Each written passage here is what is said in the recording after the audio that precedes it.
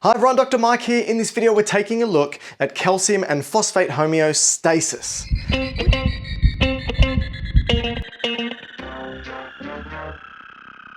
We've spoken about in previous video how calcium and phosphate is absorbed. I'll put the link to that video in the description. And we spoke about the fact that if we have a think about this, right? So I said to you in the previous video that calcium levels need to be tightly regulated because calcium is really important for nerve conduction, muscle contraction, signaling the release of certain vesicles that hold substances like neurotransmitters, a whole range of functions, also bone mineralization, making our bones hard. So the level of calcium in our bloodstream is really important, needs to be tightly regulated. Phosphate, it's a bit more lenient. And the reason why is because phosphate is part of ATP, and ATP levels fluctuate throughout the body all the time. So of course, so will phosphate levels. So let's first start with our calcium. Now, when we take calcium in via our diet, we're bringing this calcium in. We effectively will ingest around about 1,000 milligrams of calcium every single day. Now, this calcium, and I again spoke to you about it in the previous video, will get absorbed into our bloodstream.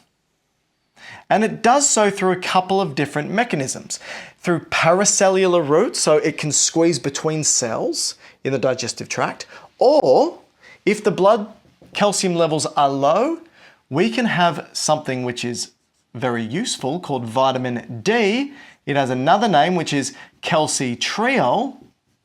And that can stimulate the absorption of calcium into our bloodstream, a very powerful stimulator.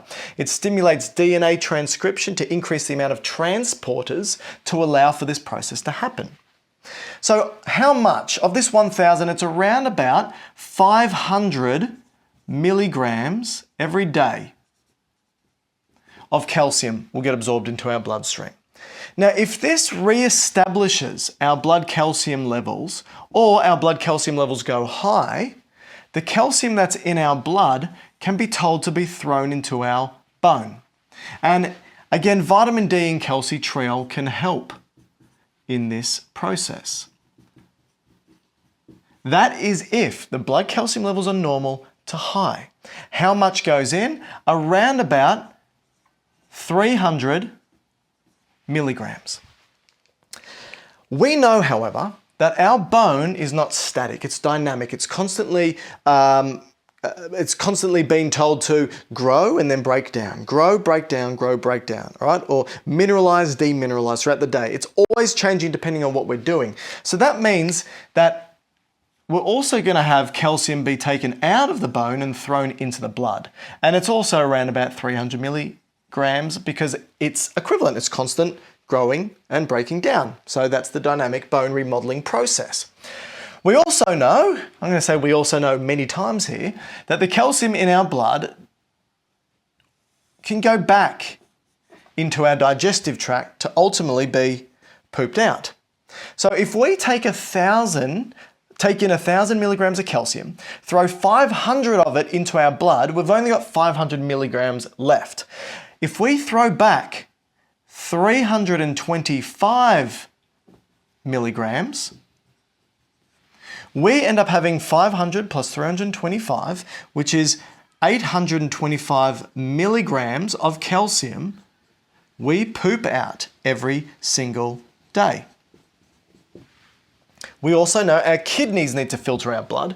It filters 120 milliliters a minute of our blood, right? 120 milliliters per minute. It doesn't just do it once a day, it does it many times. So what can happen here is that the kidneys will filter a lot of calcium. Effectively, it filters around about 10,000 milligrams of calcium every day. 10,000 milligrams. And you might go, we don't have 10,000 milligrams in our blood. No, but remember, it filters it and then it throws most of it back. And then it filters it again and throws most of it back and filters it again. How much does it throw back? It throws back around about 9,825 milligrams. What does that leave us with in our urine? 10,000 minus 9,825 leaves us with 175 milligrams of calcium every day will come out in our pee. So it's, as you can see, it's about 1,000 milligrams we pee and poop out every single day. All right, let's have a think about this now. We've shown you the whole homeostatic process, but what regulates it? In addition to vitamin D, I said that we take it in, we absorb it, normal calcium levels, great, let's store it in the bone, and then throughout the day all these things happen. What if our blood calcium levels remain low? So what if we have a low concentration of calcium in our plasma, our blood?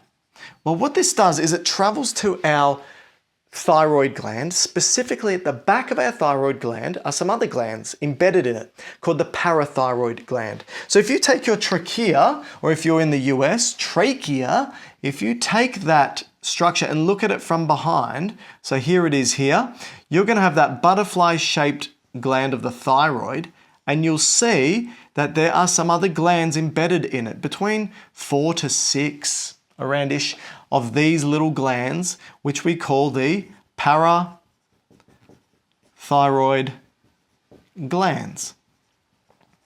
And they release, when blood calcium levels are low, they release parathyroid hormone.